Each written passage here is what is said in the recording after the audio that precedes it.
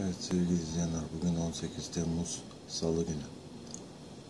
Korkunç bir yağmur var. Merdivenler şelale gibi akıyor. Maalesef azalmıyor, çoğalıyor. Allah dışarıda olanlara yardım etsin.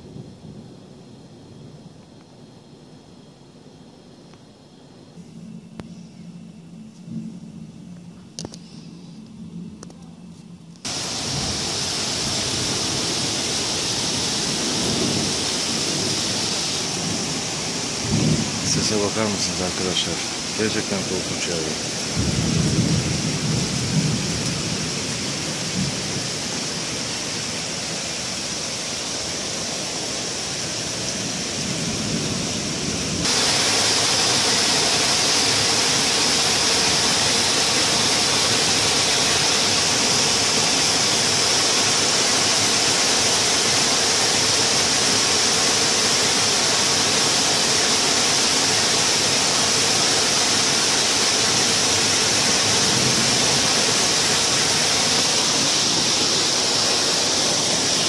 Evet sevgili izleyenler, bu arada işte maalesef Sarıyer Belediyesi'nin nasıl çalışmadığını da görmüş oluyor.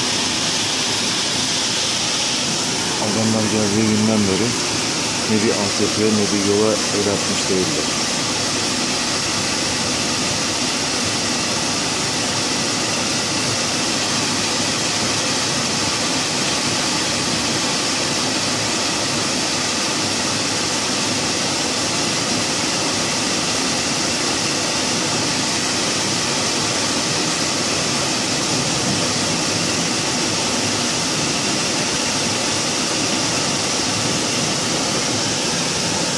Gördüğünüz gibi arkadaşlar, sebzelerin çekti.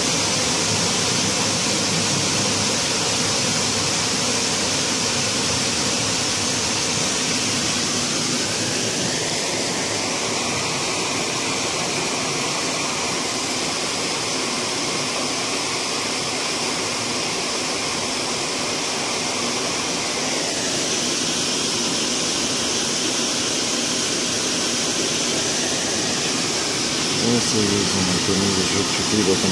Bir sonraki videoda görüşmek üzere.